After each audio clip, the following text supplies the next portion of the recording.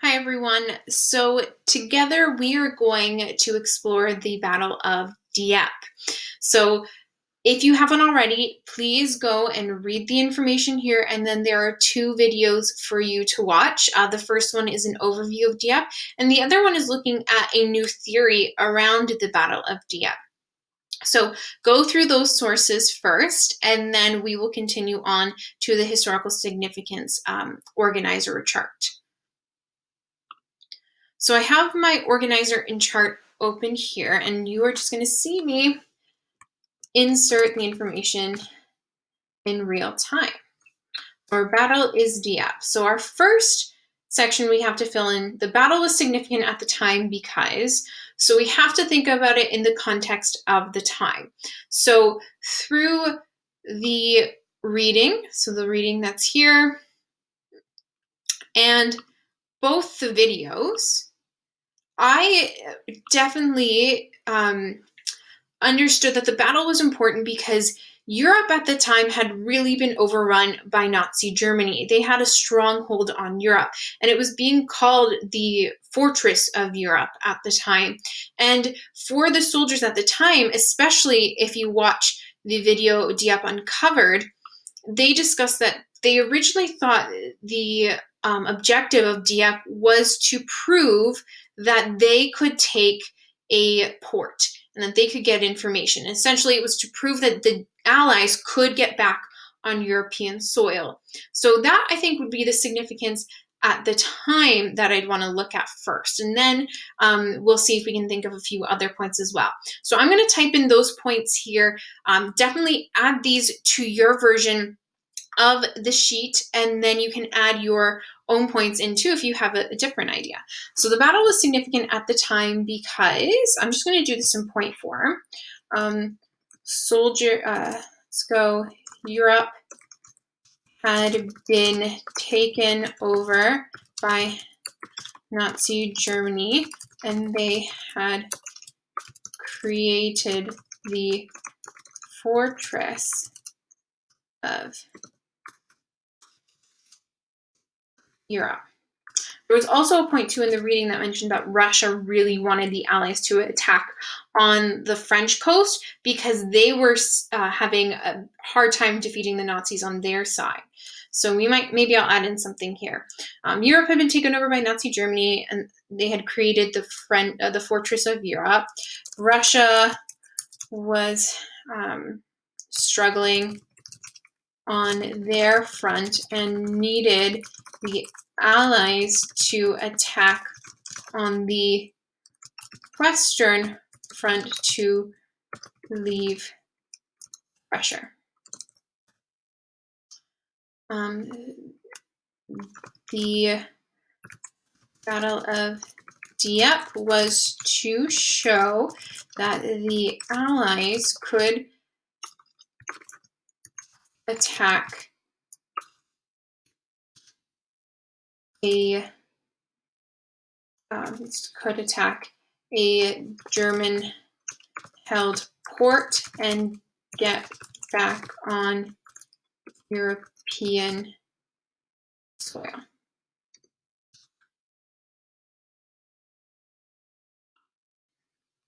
I'm going to shrink my text size a little bit here. So we talk about how they had created the fortress of Europe, Russia was struggling, and then at the time it was believed the battle would be significant because it would show that they had been able to get into a port and get information. That's another thing. It was significant. It was to be significant because it was going to get information. However, as we know, the battle was unsuccessful. And I think that in itself is definitely significant at the time because it showed how strong Germany was within Europe. It showed how much they had developed their stronghold in France.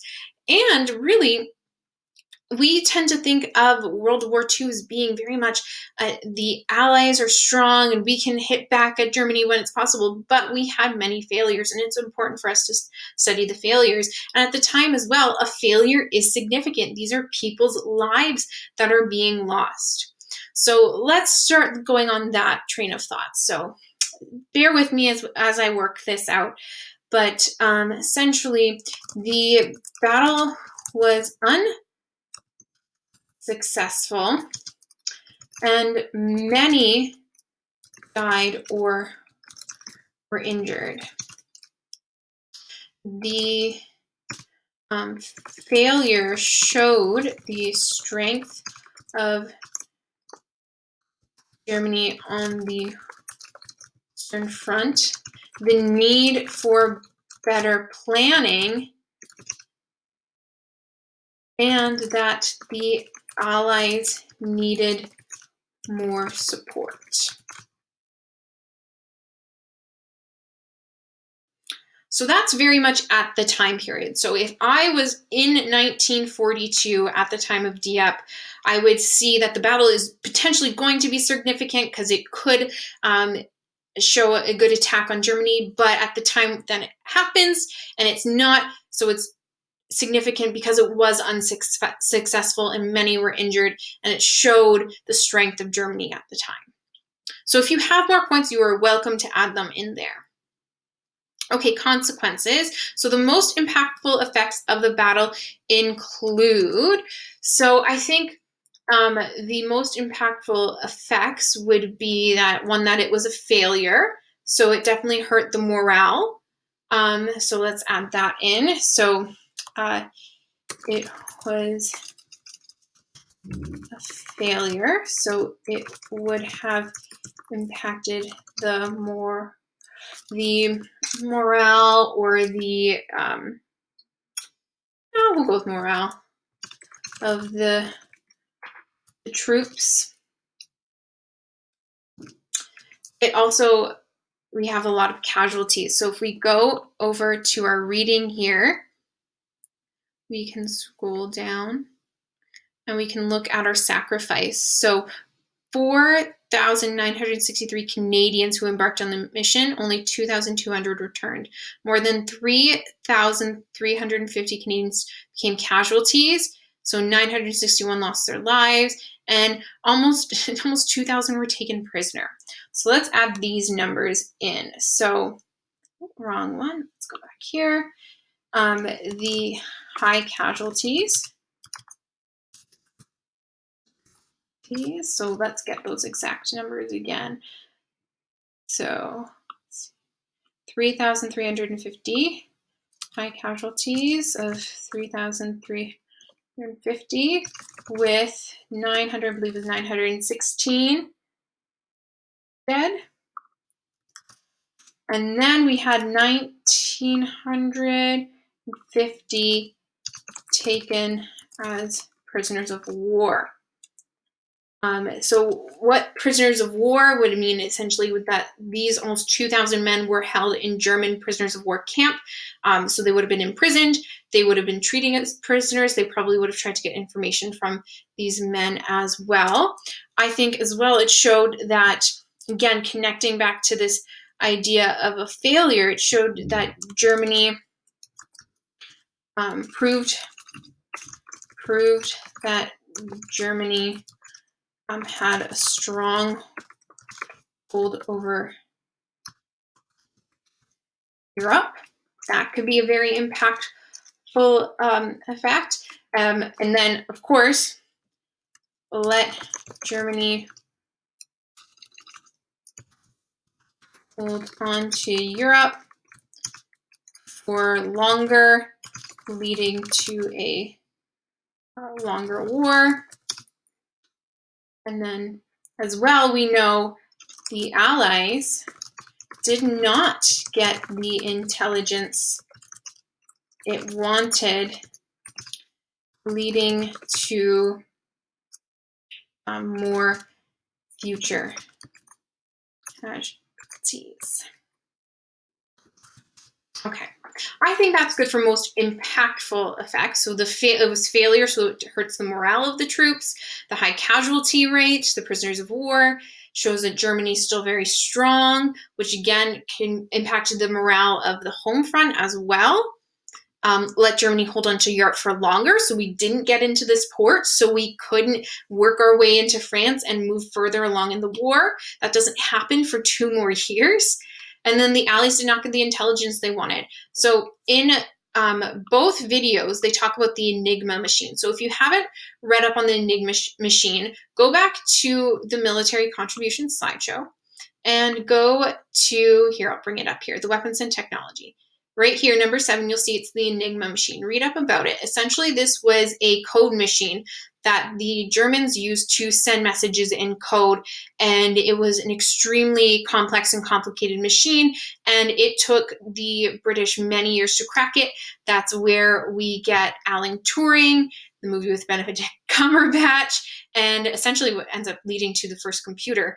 But it's the whole idea of getting these codes or these machines so we can crack the codes and understand what the Germans are communicating and how they are sending messages back and forth. Okay, let's get back to this. So this event impacted many people and the effects were long-lasting, ... So this impacted many, again, looking at the casualties of war, high casualties. High casualties of war, meaning many families lost loved ones, and sorry guys, my spelling is just so bad today. Many casualties lost, many families lost loved ones, many taken as prisoners of war, meaning the military loses men and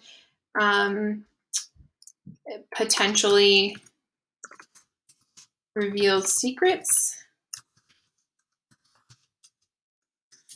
And then long-lasting as well, those who survived were left with the feeling of failure and that they were just forgotten.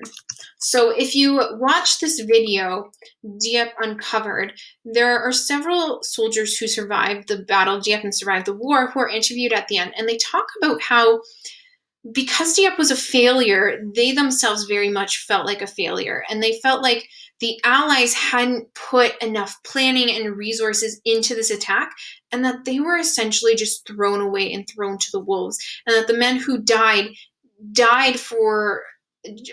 because there wasn't enough planning, and really just in a way that could have been stopped. So they left with those heartaches and that heavy feeling from this one battle, and again leads to the idea of impacting morale. And then if you survive the war and you get home and you're treated like a war hero, but you have this intense feeling of a failure of a battle, or knowing that your best friend died in a battle that was just so poorly planned and could have been prevented, that really takes a toll on you.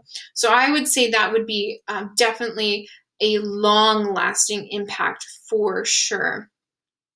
I think too, as well, slightly more short term. So we could also add this up here as well, but we'll leave it here. It helped them learn for D-Day. So D-Day happens in 1944. It is another amphibious attack, meaning that it comes from the water to the beaches of France.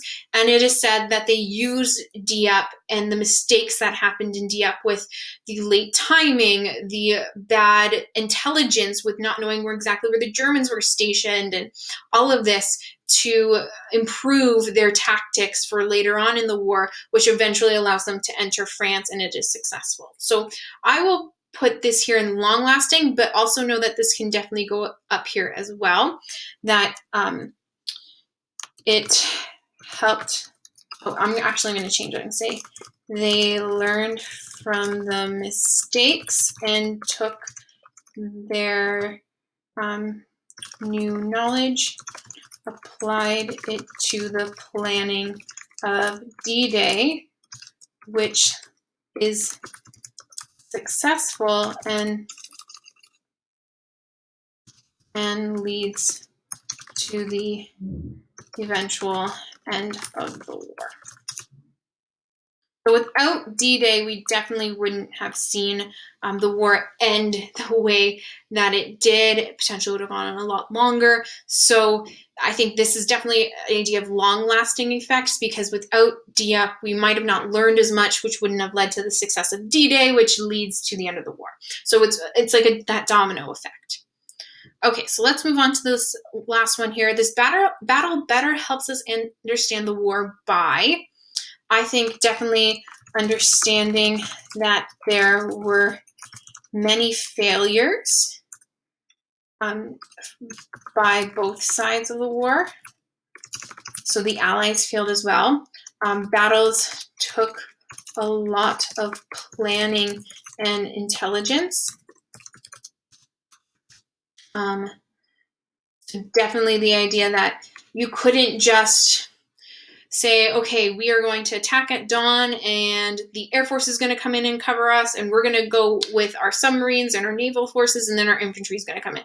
It was all these different parts working together, so it took a lot of planning, and we see that it took a lot of planning, but it needed more, and that there needed to be more communication. I think as well, if we look at how it was originally reported, that the battle was originally reported as a success, and it wasn't until the casualties and war dead lists came out that people understood that it wasn't a success.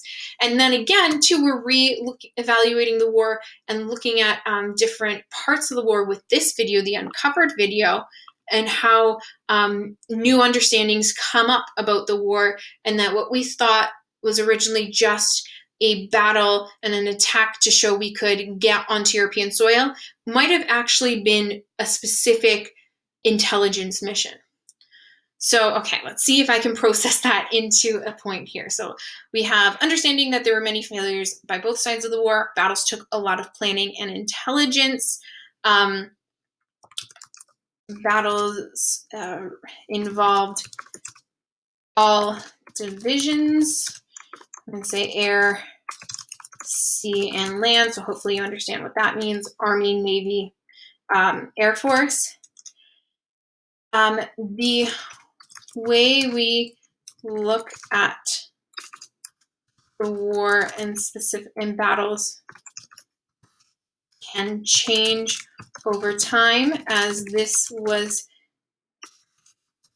seen initially as a success, then a failure, and now it may be that the mission was not just to get on European soil, but for a direct intelligence mission. And let's shrink this down a little bit, because I think there's a couple other points we can maybe make here. And again, you might have your own points. You might even have a better point than me. Add those in, add your thoughts in. So I think if we look at this, we see the impact of the dead as well. The impact of the dead on the war. The guilt that some soldiers can hold,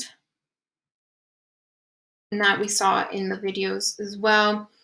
And I think as a whole that it was, World War II was a long, drawn out battle.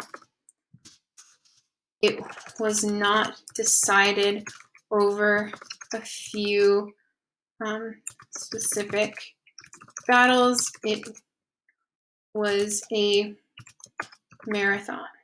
So when I say it's a marathon, we talk about it's not a sprint, it's a marathon. So certain wars you can look at and you can narrow it down to this battle, and this battle. These were the exact battles that showed us the progression of the war.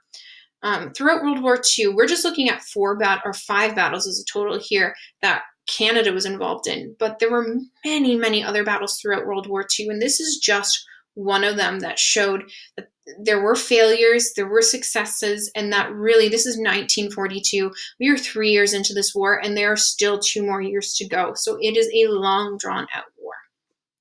Okay. So on a scale of 1 to 10 in terms of historical significance in a context of a world war, how would you rate this battle? So I'm going to say this is probably about a 6 or a 7.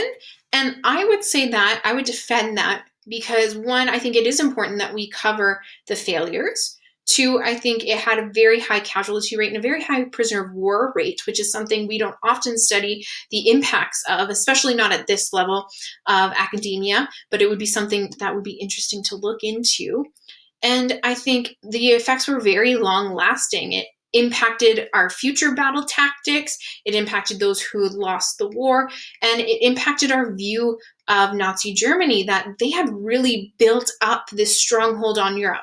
And it was going to be a fortress that would be very difficult to break, and it was going to be a long haul.